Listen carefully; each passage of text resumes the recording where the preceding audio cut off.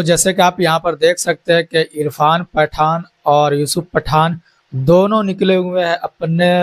समर्थकों के साथ रोड शो निकाले हुए हैं। और जो कि इरफान पठान यूसुफ पठान के छोटे भाई है और दोनों क्रिकेटर और काफ़ी अच्छे खासे इनके फैन फॉलोइंग है और काफ़ी मशहूर जो कि इंडिया में और इंडिया के बाहर भी है। और इनको जो कि टीएमसी यानी ममता बनर्जी जिसको दीदी के नाम से जाना जाता है और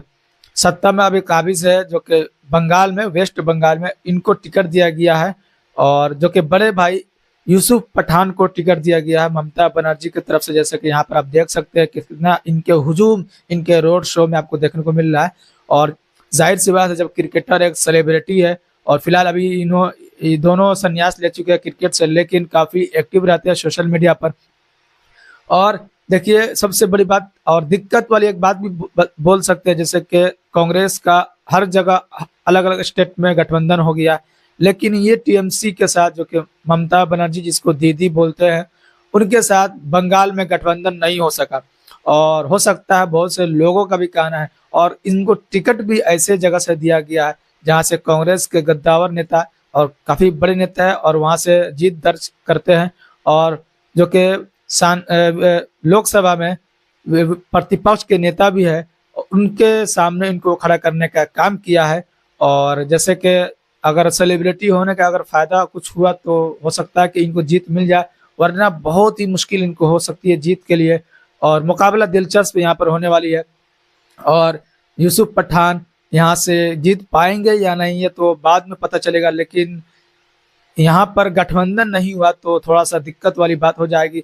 अब पता नहीं एक लोग कैसे काम करते हैं कि देखिए अलग अलग स्टेट में, जैसे ममता बनर्जी ने दीदी ने कहा कि हम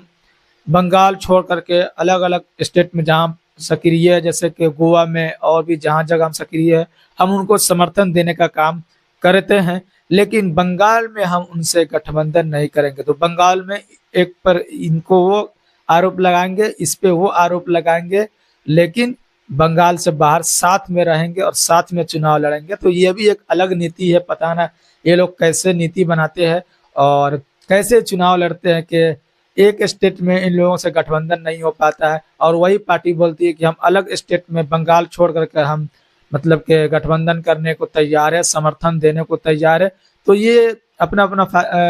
विचार है, लेकिन जनता भी समझदार है, जनता को भी समझ में आ रहा है कि ये लोग कैसे काम करते हैं। जैसे कि इंडिया गठबंधन तैयार हुआ उसमें मतलब ममता बनर्जी भी कभी लगता है कि शामिल है, कभी लगता है शामिल नहीं है, पता ही नहीं चलता वो है या नहीं है। कभी बोलती है हम अलग चुनाव, बंगाल में तो अलग चुनाव लड़ रही है कन्फर्म है, जैसे कि आप देख सकते हैं कि अलग सीट पर ये चुनाव लड़ रही है दीदी की पार्टी और कांग्रेस अपने सिंबल पर अपने प्रत्याशी उतार रही है। तो यहाँ पर गठबंधन नहीं हुआ, लेकिन जब गठजोड़ होता है, सम्मेलन होता है मेल मिलाप का इंडिया गठबंधन का, तो वहाँ दीदी पहुँचती है या उनके जो प्रतिनिधि वो पहुँचते हैं और गठबंधन जो कि बंगाल में होता नहीं है। तो पता नहीं ये कैसा गठबंधन है, मतलब चुनाव में गठबंधन नहीं हुआ लेकिन जब स्टेज शो होता है, जब स्टेज पे जाना होता है तो वहाँ पे सब पहुँचते हैं। तो ये यूसुफ पठान जो कि चुनाव लड़ रहे हैं बंगाल से टीएमसी के चुनाव चिन्ह पर और उसके प्रचार में देखे छोटे भाई इरफान पठान जो पहुंचे हुए हैं और उनकी कोशिश है कि भाई को किसी न किसी तरीके से जिताया जाए। वो तो बाद में पता चलेगा, वो जनता के हाथ में किसको जिताना किसको हराना। लेकिन आप यहाँ पर देख सकते हैं कि जोर लगाया जा रहा है, जोर लगाया जा रहा है, किसी ने तो किसी तरीके से जीत हासिल करने के लिए दम खम दिखाने की कोशिश कर रहे हैं और समय कम बचा हुआ है।